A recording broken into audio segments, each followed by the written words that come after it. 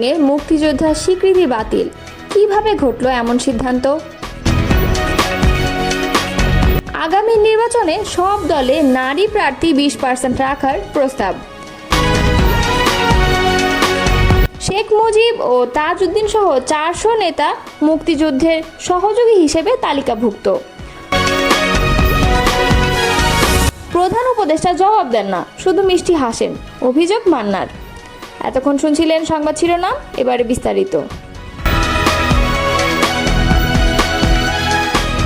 জাতীয় নাগরিক পার্টির উত্তরাঞ্চলের মুখ্য সংগঠক সার্জিস আলম বলেছেন, তাজউদ্দিন আহমদ মাঠ থেকে মুক্তিযুদ্ধের নেতৃত্ব দিয়েছেন, তার মুক্তিযোদ্ধার স্বীকৃতি বাতিল হয় কিভাবে?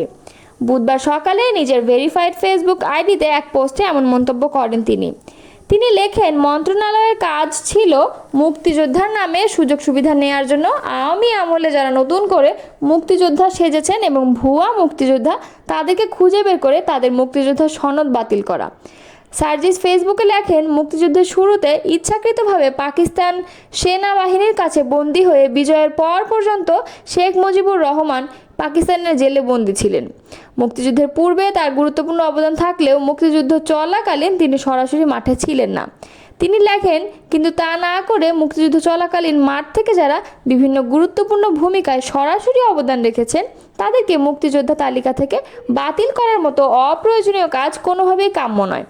তিনি আরও লেখেন, ইতিহাস যেন কখনো ক্ষমতাসীনদের পক্ষের না হয়, ইতিহাসকে ইতিহাসের মতো করেই চলতে দেওয়া উচিত। গণসংহতি আন্দোলনের প্রধান সমন্বয়ক জোনায়েদ সাকি বলেছেন, আগামী নির্বাচন যেহেতু আগের পদ্ধতিতেই হবে, সেখানে নির্বাচন কমিশনের জায়গা থেকে একটি সুনির্দিষ্ট বিধান করা যে আগামী পার্লামেন্টে প্রত্যেক দল থেকে অন্ততপক্ষে শতকরা 20% নারী প্রার্থী দিতে হবে। মঙ্গলবার রাজধানীর ফরেন সার্ভিস একাডেমিতে রাজনৈতিক দলগুলোর সঙ্গে জাতীয় ঐক্যমত কমিশনের বৈঠক শেষে তিনি এসব কথা বলেন। এর আগে রাজধানীর বেইলি রোডের ফরেন সার্ভিস একাডেমিতে বেলা 11:30 থেকে বিকেল 5টা পর্যন্ত বিভিন্ন দলের সঙ্গে জাতীয় ঐক্যমত্য কমিশনের বৈঠক হয়। কমিশনের সহসভাপতি আলী রিয়াজ বৈঠকে সভাপতিত্ব করেন। বৈঠক শেষে রাজনৈতিক দলগুলো পৃথকভাবে ব্রিফিং করে।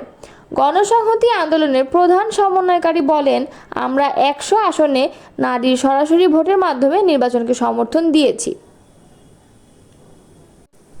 নির্বাচন চাওয়াকে ভারতীয় এজেন্ডা বাস্তবায়ন চায় বলাটা একটা বিপজ্জনক প্রবণতা বলে মনে করছেন গণসংহতি আন্দোলনের প্রধান সমন্বয়কারী জোনায়েদ সাকি।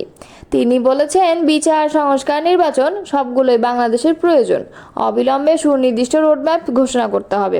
রোববার জাতীয় প্রেস ক্লাবে গণসংহতি আন্দোলনের প্রথম নির্বাহী সমন্বয়কারী অ্যাডভোকেট আব্দুল সালামের 8ম মৃত্যুবার্ষিকীতে আয়োজিত স্মরণ সভায় অংশ নিয়ে তিনি এসব কথা বলেন।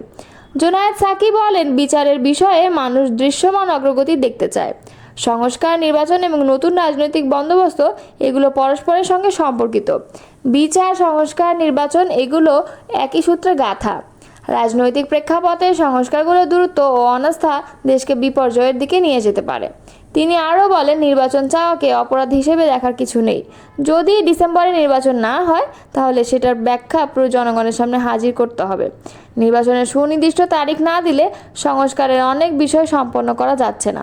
সংস্কারের অনেকগুলো বিষয়ে ঐক্যমত্য আছে, আবার কিছু বিষয়ে আলাপ আলোচনার মাধ্যমে সমাধান সম্ভব। শেখ মুজিবুর রহমান, সৈয়দ নজরুল ইসলাম, তাজউদ্দিন আহমদ সহ 1970 সালের নির্বাচনে বিজয়ী 4 শতাধিক রাজনীতিবিদ আর মুক্তিযোদ্ধা নন। জাতীয় মুক্তিযোদ্ধা কাউন্সিল অধ্যাদেশে এই নেতাদের পরিচয় মুক্তিযুদ্ধের সহযোগী হিসেবে নির্ধারণ করায় তাদের বীর মুক্তিযোদ্ধার স্বীকৃতি বাতিল হয়ে গেছে। সংশোধিত অধ্যাদেশ অনুযায়ী প্রবাসী মুজিবনগর সরকারের সদস্যরা আরও 4 শ্রেণীর স্বীকৃতিপ্রাপ্ত বীর মুক্তিযোদ্ধার পরিচয় হবে মুক্তিযুদ্ধের সহযোগী। মঙ্গলবার রাতে বীর মুক্তিযোদ্ধার নতুন সংজ্ঞা নির্ধারণ করে জামুকা আইনের সংশোধিত অধ্যাদেশ জারি করে সরকার। রাষ্ট্রপতির আদেশক্রমে আইন মন্ত্রণালয়ের লেজিসলেটিভ ও সংসদ বিভাগ থেকে এই অধ্যাদেশ জারি করা হয়। এতে কারো নাম না থাকলেও নতুন সংজ্ঞা অনুযায়ী উল্লিখিত নেতাদের মুক্তিযোদ্ধার স্বীকৃতি বাতিল হয়ে গেছে বলে জানান সংশ্লিষ্টরা। অধ্যাদেশে অনুযায়ী আরও 4 শ্রেণীর স্বীকৃতিপ্রাপ্ত বীর মুক্তিযোদ্ধার পরিচয় মুক্তিযুদ্ধের সহযোগী হিসেবে নির্ধারণ করা হয়েছে। তারা হলেন প্রথমত যেসব বাংলাদেশি পেশাজীবী বিদেশে মুক্তিযুদ্ধের পক্ষে বিশেষ অবদান রেখেছেন এবং বিশ্ব জনমত গঠনে সক্রিয় ভূমিকা পালন করেছেন। দ্বিতীয়ত যারা মুক্তিযুদ্ধ চলাকালীন গঠিত বাংলাদেশ সরকারের অধীনে কর্মকর্তা কর্মচারী বা দূতসহ অন্যান্য সহকারী হিসেবে দায়িত্ব পালন করছেন। তৃতীয়ত স্বাধীন বাংলা বেতার কেন্দ্রের সব শিল্পী ও কলাকুশলী এবং দেশ ও দেশের বাইরে মুক্তিযুদ্ধের সপক্ষে দায়িত্ব পালনকারী সব বাংলাদেশি সাংবাদিক। চতুর্থত স্বাধীন বাংলার ফুটবল দল। বাতিল হওয়া জাতীয় মুক্তিযোদ্ধা কাউন্সিল আইন 2022 অনুযায়ী বঙ্গবন্ধু সহ প্রবাসী সরকারের MNA বা MPA এবং উল্লিখিত 4 শ্রেণীর সবাই বীর মুক্তিযোদ্ধা হিসেবে স্বীকৃত ছিলেন। নতুন অধ্যাদেশ অনুযায়ী এখন তারা মুক্তিযুদ্ধের সহযোগী হিসেবে পরিচিত হবেন। মুক্তিযুদ্ধ চলাকালীন রাজনীতিবিদদের বীর মুক্তিযোদ্ধার স্বীকৃতি বাতিল নিয়ে অধ্যাদেশের খসড়া গত 15 মে উপদেষ্টা পরিষদে ওঠে। সেখানে আইন মন্ত্রণালয়ের পর্যালোচনার শর্তে খসড়াটি অনুমোদন করা হয়। এরপর আইন মন্ত্রণালয় সহযোগী মুক্তিযোদ্ধার বিষয়টি অনুমোদন দেয় এবং এরই ধারাবাহিকতায় রাষ্ট্রপতির অনুমোদনক্রমে মঙ্গলবার রাতে অধ্যাদেশ জারি করা হয়। প্রধান উপদেষ্টা অধ্যাপক ডক্টর মোহাম্মদ ইউনূস কোনো জবাবদিহি করেন না, এমনকি সামনাসামনি যখন কথা বলবেন তিনি প্রশ্নের কোনো জবাব দেন না, হয় মিষ্টি হাসি দিয়ে বিদায় করে দেন অথবা কোনো কথাই বলেন না। মঙ্গলবার ঢাকা রিপোর্টার্স ইউনিটিতে গণ অধিকার পরিষদ আয়োজিত গণহত্যার বিচার, রাষ্ট্র সংস্কার ও নির্বাচনের রোডম্যাপ শীর্ষক আলোচনা সভায় এসব কথা বলেন নাগরিক ঐক্যের সভাপতি মাহমুদুর রহমান মান্না। তিনি বলেন, দেশের সাধারণ জনগণ প্রশ্ন করে ভোট কি হবে। খুব অবাক লাগে না? 10 মাসও যায়নি একটা গণতান্ত্রিক দেশ গড়ার জন্য আমরা তো রক্ত জীবন দিয়ে লড়াই করে ভোটের দাবি করেছি, সেই ভোট হবে কি না সেটা মানুষের মধ্যে প্রশ্ন তৈরি করেছে।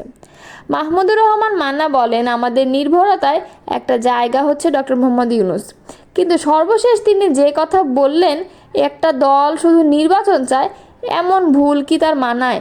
তিনি কি জানতেন না ইতিমধ্যে 30টিরও বেশি দল ডিসেম্বরের মধ্যে ভোট চেয়েছে? এই ভুল তো হওয়ার কথা না। তার সেই বক্তব্যের কোনো ব্যাখ্যাও দেননি তিনি। নাগরিক ঐক্যের সভাপতি বলেন, প্রধান উপদেষ্টা 5 বার সব রাজনৈতিক দলকে ডেকেছেন। প্রত্যেক বৈঠকের শুরুতেই উনি বলেছেন উনি খুবই ভালো ফিল করেন যখন তিনি এমন বৈঠক করেন। যখন তিনি হতাশার মধ্যে পড়েন তখন তিনি সবাইকে ডেকে কথা বললে তার চিন্তার পরিবর্তন হয়, কিন্তু সেখানে রাষ্ট্র সংস্কার, গণতন্ত্র কিংবা নির্বাচনের বিষয়ে কোনো কথা বলেননি। বাংলাদেশ জামায়াত ইসলামের মতে দল জুন নয় ফেব্রুয়ারিতে নির্বাচনের কথা বলেছে বলে উল্লেখ করেন মান্না। তিনি বলেন, তাহলে মেজর কোনো রাজনৈতিক দল জুনে নির্বাচনের কথা বলছে না, তাহলে জুনের মতো একটা প্রতিকূল আবহাওয়ার মধ্যে তারা ভোটের কথা বলছে কেন? তিনি আরও বলেন, আমাদের বিবেচনায় রাখতে হবে প্রতিবেশী দেশ যারা পতিত স্বৈরাচারকে আশ্রয় দিচ্ছে, মদত দিচ্ছে, খুবই অ্যালার্মিং বিষয়, পুশিনও চালাচ্ছে। পুশিন একটা সময় যুদ্ধের পরিস্থিতি তৈরি করতে পারে। পুশিনের বিষয়টি মাথায় রেখেই রাজনৈতিক নেতাদের কথা বলতে হবে। বিশেষ করে ক্ষমতায় যারা আছে তাদের আরও বেশি দায়িত্বশীল হতে হবে। গণ অধিকার পরিষদের সভাপতি নুরুল হক নূরের সভাপতিত্বে এবং সহসভাপতি ফারুক হাসানের সঞ্চালনায় অনুষ্ঠিত সভায় আরও বক্তব্য দেন বিএনপি স্থায়ী কমিটির সদস্য সালাউদ্দিন আহমদ, বিজেপির চেয়ারম্যান আন্দালিব রহমান পার্থ, খেলাফত মজলিসের মহাসচিব মাওলানা জালালউদ্দিন আহমদ এবং গণ অধিকার পরিষদের সাধারণ সম্পাদক রাশেদ খান।